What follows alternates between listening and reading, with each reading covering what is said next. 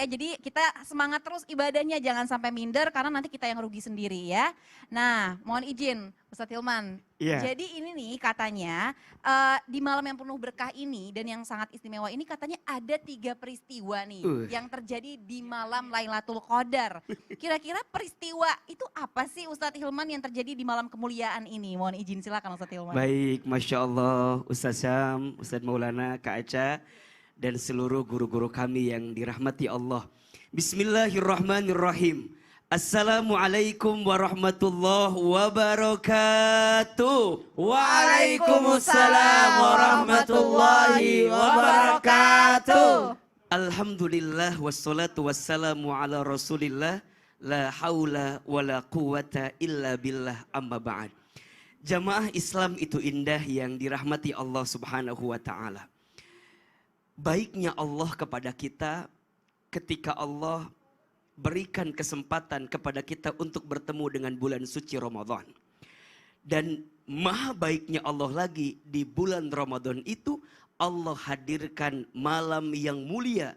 Bahkan kemuliaannya lebih baik daripada 1000 bulan. Ingat ya, bukan sama dengan, tapi lebih baik daripada 1000 bulan.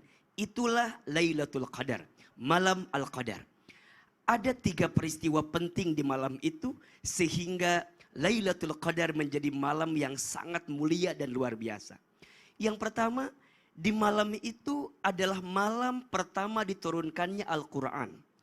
Dalam sebuah riwayat disebutkan bahwa Allah subhanahu wa ta'ala itu menurunkan Al-Quran ke langit dunia dalam satu waktu. Dan waktu itu disebut dengan Lailatul Qadar. Baru kemudian diturunkan kepada umat manusia itu secara berangsur-angsur tentu sesuai dengan kondisi dan situasi pada zaman Nabi Sallallahu Alaihi Wasallam. Inilah yang harus kita garis bawahi, bahwa sesuatu yang dekat dengan Al-Quran, sesuatu yang melekat dengan Al-Quran, maka dia otomatis menjadi mulia. Saya ulangi, apapun, siapapun yang melekat dengan Al-Quran, maka otomatis menjadi mulia. Bulan yang ketika itu menjadi bulan pertama diturunkan Al-Quran, maka menjadi bulan yang paling mulia, bulan Ramadan. Malam yang ketika itu menjadi malam pertama diturunkan Al-Quran, maka menjadi malam yang paling mulia, Lailatul Qadar. Manusia yang kepadanya diberikan wahyu Al-Quran, maka menjadi manusia yang paling mulia, Nabi Muhammad SAW.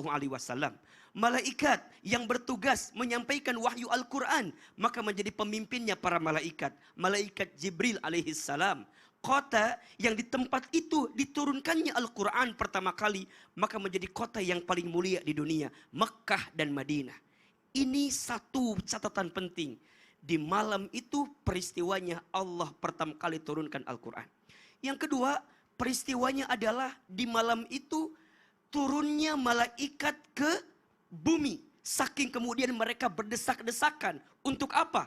Menebar salam, menebar ketenangan, menebar kedamaian. Bahkan kemudian mereka mengaminkan setiap doa setiap hamba di malam Al-Qadar. Allahu Akbar, walillahil hamd. Saking sesaknya di malam itu, malaikat berlomba-lomba untuk mencatat mana hamba Allah, mana hamba Allah, mana hamba Allah yang berdoa ketika itu. Maka bayangkan jika malaikat yang mengaminkan doa kita, sudah otomatis pasti kita akan dikabulkan doanya. Dan yang ketiga, peristiwanya di malam itu ditentukannya ketentuan bagi kita dalam setahun ke depan. Termasuk rizki, ajal kita, kebaikan kita, dan semua yang akan kita dapatkan di setahun itu. Maka jangan sampai lewatkan malam Lailatul Qadar. Masya Allah. Terima kasih banyak Ustadz Hilman. Jadi 3 peristiwa itu ya jemaah kita harus ingat ya. Malam diturunkannya Al-Quran, turunnya malaikat, dan ditetapkannya jodoh rezeki kita ya. Masya Allah. Terima kasih banyak Ustadz Hilman.